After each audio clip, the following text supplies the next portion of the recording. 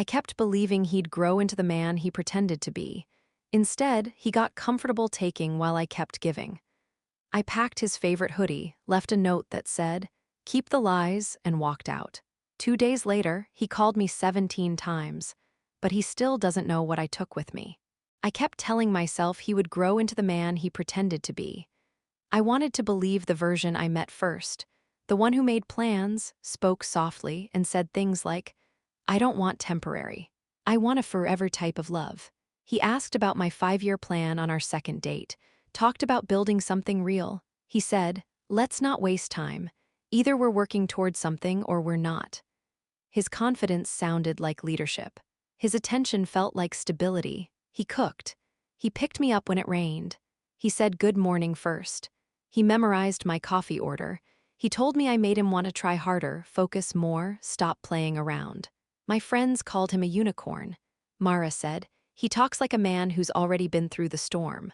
He had a job, too, technically. Something tech-related, and a weekend thing he said was just to stack more cash. He texted back fast. Introduced me to his friends within 3 weeks. By week 4, I met his mom. "She looks like a keeper," his mom said while passing me a bowl of rice. "He doesn't bring people home, I'm serious." He moved slow when we kissed, fast when we talked about the future. He brought up travel, sent apartment links, said he could see us sharing space, sharing a life. By month 3, his shoes were by my door, his towel hung on the rack, a drawer became his, then 2. Then his laptop moved in. He called it our place before I did. He wasn't perfect. He was late to things. He forgot small stuff. He got defensive when called out. But he apologized quickly, folded himself into my world like he had always belonged in it. He said he had grown out of his old patterns, that the men before him were boys, that I made him feel like he could finally breathe and build something steady. I gave him credit for the effort, grace for the stumbles, belief, maybe too much of it, for the vision. Because I kept thinking, maybe this is just the learning curve. Maybe he just needs someone to believe in him long enough for him to believe in himself. I kept believing he would grow into the man he pretended to be. He said he had a plan. I believed it. Every time. When he quit his job, I paid rent without blinking. He said it was temporary, that he had something better lined up. 2 months later, I was still covering everything: food, gas, Wi-Fi. He swore a contract was coming through.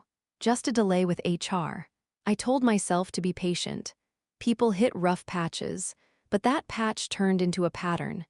He borrowed my car to meet a potential client, brought it back on empty. He told me he'd handle the electric bill. I found out 2 weeks later it was never paid.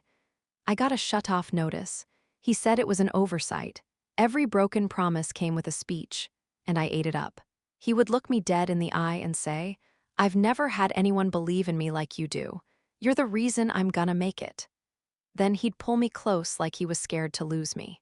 Like he knew exactly what to say to make the ground under me stop shaking. He forgot our anniversary, but he remembered every excuse.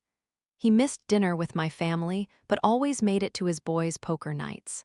He'd show up late, holding flowers he got from the corner gas station, and call that making up for it. I told myself it was stress. That pressure made people sloppy.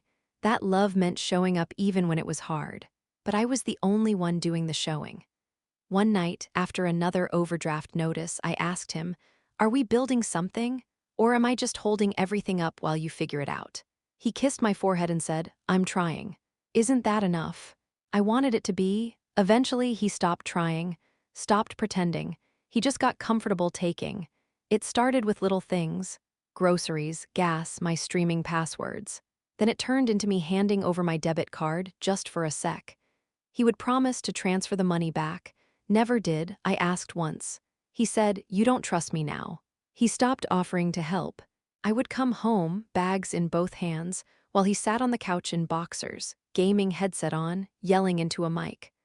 I would unload everything while he shouted about lag and bad teammates. Then ask if there was anything to eat.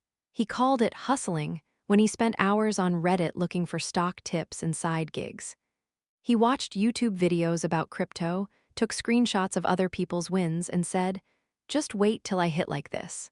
But when my work laptop crashed and I needed a ride to the office, he said, "Damn, I already made plans. I walked in the rain that morning. He slept in. He borrowed money from my friends, said it was for us, said it would come back triple. I didn't know he asked until one of them pulled me aside and said, "You good." He took up space. In my apartment, in my bed, in my plans. But he never showed up in the places that actually mattered, not where it counted. I used to call it love, but looking back, it was charity. A one-woman mission to resuscitate a man who never even tried to breathe on his own. I gave, and gave, and gave. I gave time, the kind you do not get back. Whole weekends helping him rework resumes he never sent. Late nights coaching him through job interviews he skipped. Days off spent sitting next to him in waiting rooms while he complained about the system being rigged. I gave money. Rent when he came up short. Car payments when his got declined. Groceries, utilities, he never asked outright. He would sigh, look stressed, say something like, "I hate needing help." Then look at me like I was the only person in the world who could fix it. And I did. I gave patience. When he blew up over nothing.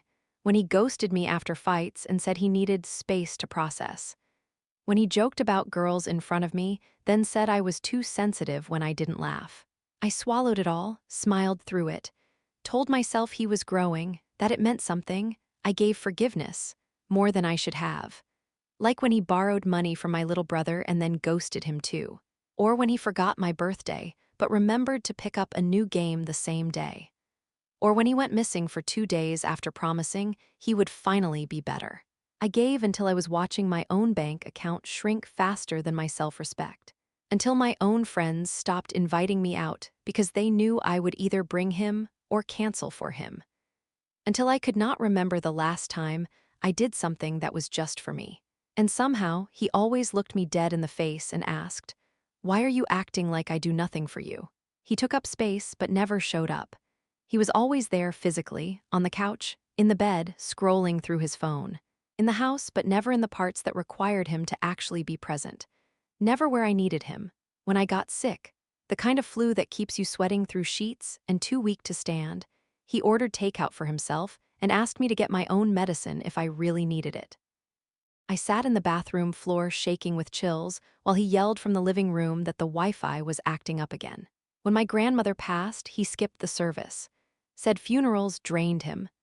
Texted me during the eulogy asking where the car keys were. When I came home, mascara still stained under my eyes, he wanted to know what was for dinner. He missed my promotion dinner because he forgot and scheduled drinks with a friend. When I said I was disappointed, he said, "You're acting like I missed your wedding or something." I laughed, but it was the bitter kind. Because I had once pictured that, a wedding, a real future. I kept picturing it, even as reality made it harder and harder to imagine. He did not ask about my job, or my stress, or why I had not been sleeping. But he had plenty to say about his coworkers, his gym schedule, his gaming scores. I stopped bringing things up, not because I was holding back, but because it stopped mattering. Talking to him felt like tossing words into a pit and waiting for them to echo back. They never did. And still, every time I said I needed more, he would wrap his arms around me and say, "I'm here, aren't I?" He was, but never where it counted. I kept hoping the real him would show up. The one I met. The one who smiled like I was the answer to a question he'd been asking his whole life. The one who called me my girl and meant it with his whole chest. The version he sold me on that man. I gave that version every benefit of the doubt, every second chance, every excuse. I told myself he was just going through something, that he'd bounce back, that the pressure was getting to him, that he was trying. But the truth was, that version never showed up again. Not really. I was holding onto a ghost with a familiar face. The last real attempt I made was the night we sat on opposite ends of the couch, and I asked him if he even saw me anymore. He looked up, blinked once, and said, "What are you talking about?" That was it. Not even confusion, just annoyance that I'd disrupted his scroll. I nodded, got up, went to the bedroom. Sat on the edge of the bed and stared at the floor for maybe an hour. That was the moment. That was when I knew. The man I loved only existed in my memory. The one in my living room. He was just someone who got comfortable in the shell of my hope. I asked him if he could help more around the house, just that. Groceries, dishes, something. He tilted his head like I'd asked him to donate a kidney. Said, "Why are you starting with me tonight?" I told him I was tired, that I felt alone, that it was starting to feel like I was dating a roommate who couldn't Venmo on time. He laughed. Actually laughed.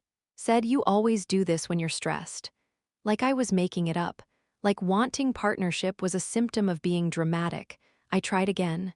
Slower, said, "I'm asking for help. Not a fight." He got up and stretched like the conversation bored him. "You always think I'm the problem," he said, "but I don't see you doing anything different either." That was his game, flip it, make me question what I'd said, what I felt, act like I was the one making things heavy. I stood there while he walked into the kitchen and opened a bag of chips like we hadn't just had a conversation about our relationship falling apart. He always had a way of making me feel like asking for more was asking for too much. By the time I finally decided to leave, his favorite hoodie was already folded and sitting in the bottom of my tote. The blue one, soft, worn, smelled like sleep and nothing. He always threw it on when he wanted to be bobbied. I packed it because I knew he'd look for it first. It was never really about the hoodie. It was about the comfort he expected without question. I had been folding my exit for weeks. Quietly, carefully. My things left the house piece by piece, a scarf here, a charger there, the ring box I knew I'd never need again. I started backing up files, resetting passwords. I cleared my name off the lease without telling him. The phone plan came next. I started answering less, speaking less. My silence made him comfortable, not suspicious. That's how I knew I was right. He noticed noise. He never noticed absence. I deleted our photos off my cloud, wiped the shared drive, took down the framed picture of us from the shelf and replaced it with the receipt for my new PO box. I moved like I was staying, made the bed, cooked dinner, kissed him on the cheek. But I didn't look back when I left for work. I didn't say I love you. I just said, "See you," and let him believe it. I was waiting for one small excuse. A late rent. Another, "Can you spot me?" Just one more thing that felt like a scratch against a wall already cracking. It came on a Tuesday. He forgot our anniversary, no note, no text. Just came home complaining about gas prices and asking what was for dinner. That night, while he was asleep, I packed the last few things. Grabbed my keys, left the folded hoodie and the note on the counter. The last thing I did before locking the door was leave the note. I didn't write a paragraph. I didn't explain myself. I just wrote, "Keep the lies," and left it beside the hoodie. That was enough. There was nothing dramatic about leaving. No yelling, no slammed drawers. I zipped my bag, walked out like I was going to the store, and shut the door behind me. I didn't even turn around. My car was parked 3 streets over like I had planned. I did not check the windows. I did not text goodbye. I drove with the windows down, music low, hands steady. I stayed with Mara that night. She offered wine. I asked for water. We didn't talk much. She just handed me a blanket and said, "You look lighter." And I did. That first night, I slept straight through. No waiting for footsteps in the hall. No checking if the back door was locked. No pretending to be asleep while resentment settled into my chest. When I woke up the next morning, there were no messages from him. Not yet, just silence. And for once, it felt like mine. I turned off location sharing, changed my passwords, removed my name from the bills. I blocked his card from my Ride app account and deleted the shared grocery list. I opened my laptop, typed out a short email to my landlord, CC'd myself, and sent it. I wasn't coming back. The second night I made tea, listened to the sound of nothing. Slept again, deeply, easily. When my phone buzzed just after midnight, I let it ring. He only noticed I was gone when he got cold. Literally. He must have opened the closet, reached for his favorite hoodie, the one I always threatened to steal, and realized it was missing. That, or maybe he finally looked around and saw that the charger wasn't plugged in next to the couch, that the worn slippers by the front door were gone, that his mess was untouched. The first call came around noon, just one ring and a voicemail. "Hey, you out? I just wanted to check in." Calm, casual, like I was just late coming home from the store. I didn't answer. I listened. That was enough. The second call was a few hours later, no voicemail that time. By the third, it had changed. "Are you ignoring me? Can you just let me know you're okay?" Then the fourth, then the fifth, short gaps in between. Seventh call, and now he sounded nervous. Seriously, where are you? By the ninth, it was no longer about me. It was about him. I'm starting to freak out. I don't know what I did, but can we talk, please? He always said the word please like it was a charm, like it fixed things. The 12th voicemail was quiet for a full 10 seconds before he spoke. I found the note. That was it, just those 4 words. No follow-up, no questions. The 13th was angry. This is insane. You left over what? Some stupid argument. I hadn't left over an argument. I left over every moment that followed one when he forgot what he said, but I remembered it all. The 16th voicemail was a scream, not even at me, just into the phone. He said something about betrayal, about how he gave me everything. The 17th was just breathing, no words, just noise, heavy, uneven, tired. I didn't answer any of them. I just let the notifications stack up like dishes he never washed. Let them sit until they stopped. He didn't know it yet, but I had already taken the one thing he never thought I would. He still does not know what I took. He thinks I just left with my clothes, a toothbrush, maybe a few sentimental things. He probably thinks the note and the hoodie were the big statements, that I packed light because I was angry, that I would come back because I left most of my stuff behind. But he does not know about the old red folder I slid into my tote bag, the one labeled with a fake name and hidden under stacks of unpaid bills in the drawer he never opened, because he never handled anything that looked like responsibility. Inside that folder were photocopies, emails, screenshots, paper trails, his name on things that should not have had his name, my signature forged on a lease I never agreed to, a credit card application I never applied for. 2 years ago, he swore the inquiry was a mistake, that he would fix it. He never did. I fixed it. Quietly. I paid the balance, called the company, shut it down. I let him keep thinking I believed him. I told myself it was easier that way. I kept that file like a fire extinguisher in a house that smelled like smoke, just in case.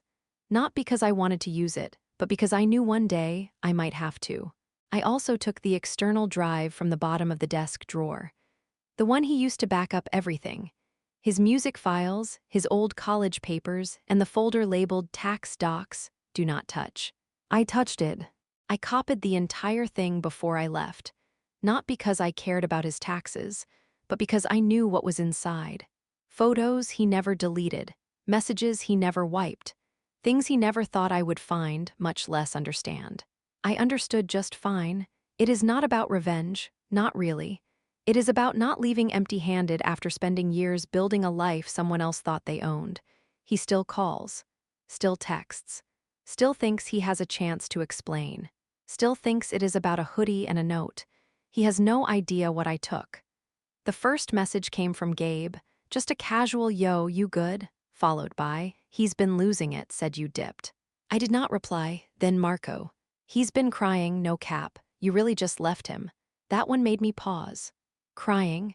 The same man who used to say emotions were a trap, who once laughed when I cried in front of him and said I was too sensitive.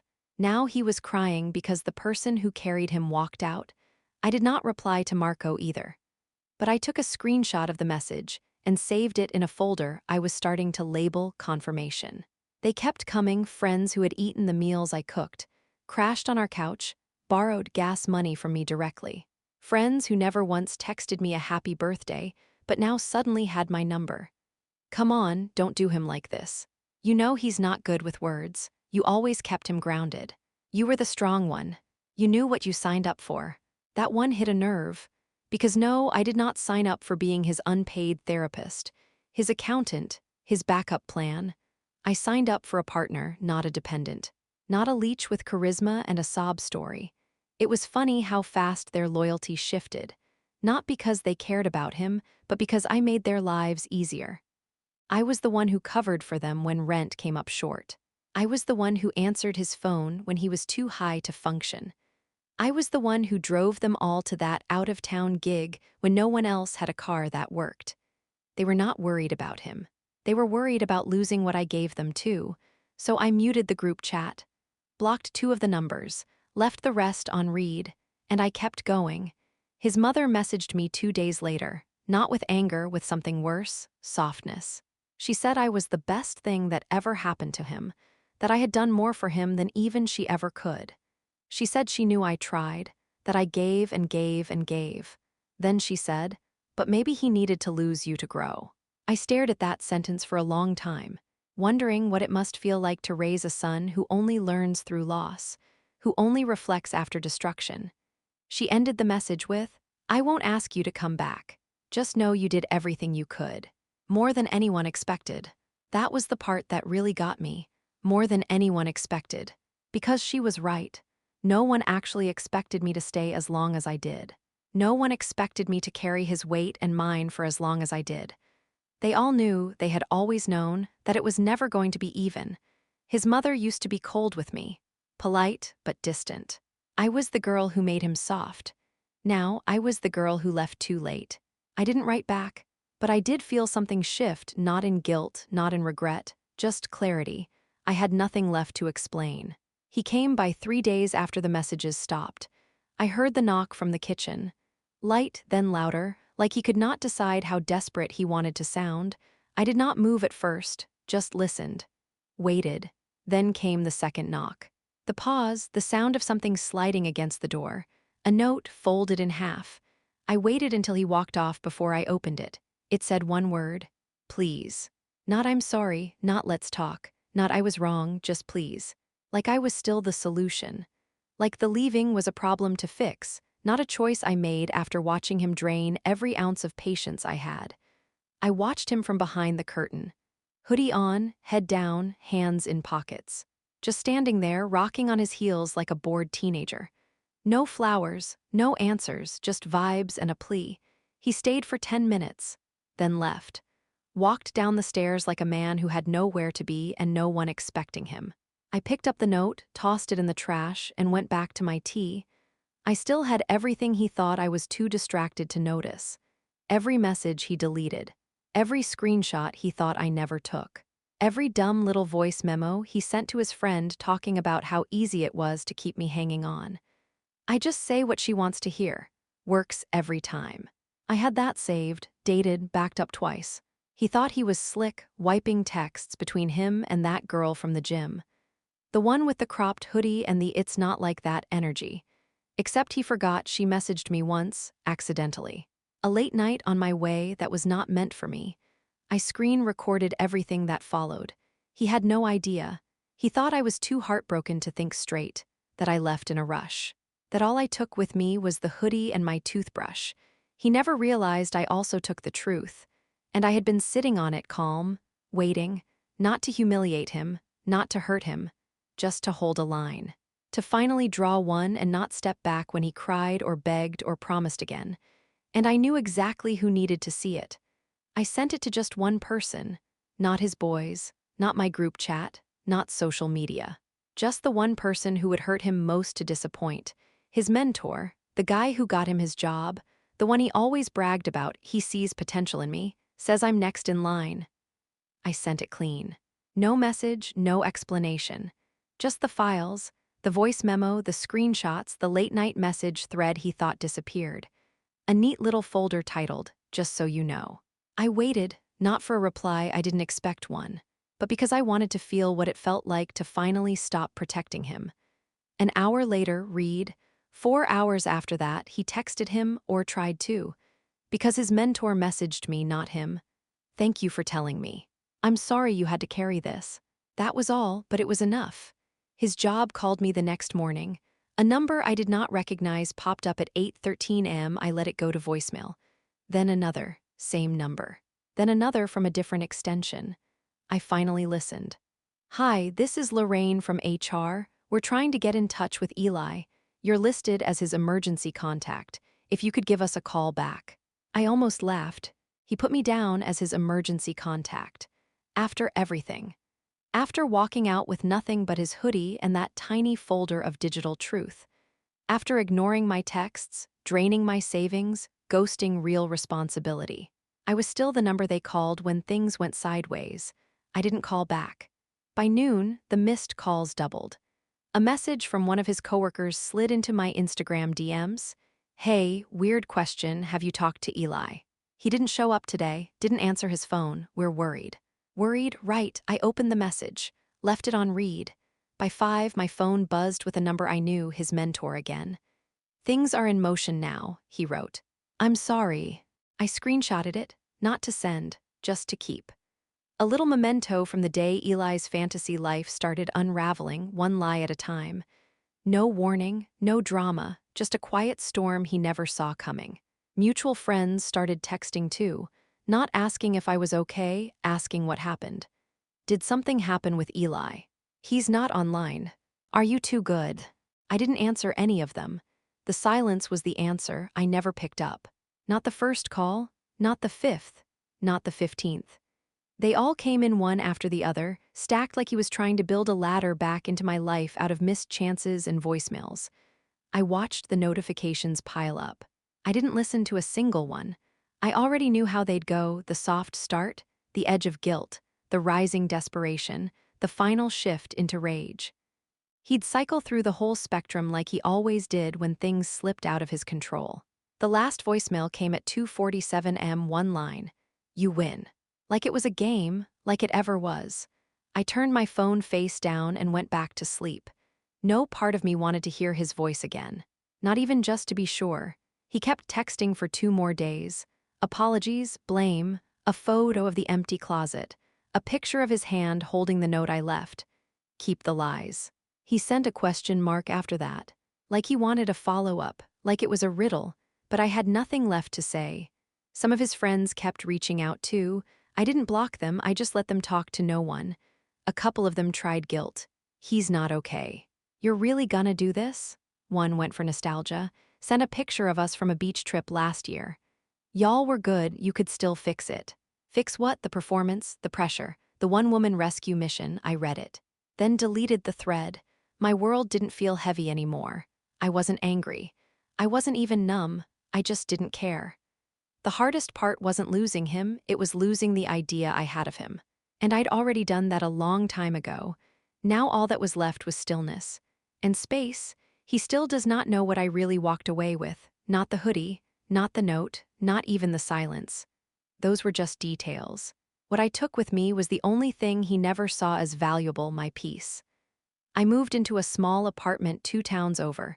Nothing fancy, nothing curated for Instagram, just quiet, just mine. The first night there, I sat on the floor with takeout and no table, and it felt better than any dinner we ever had together. I unpacked slowly, on my own time. No one rushing me. No one watching over my shoulder, asking if I'd seen their keys or reminding me that the rent was due. No echoes of entitlement, no half-hearted apologies, no manipulations disguised as affection. And I kept the one thing that mattered most: the proof.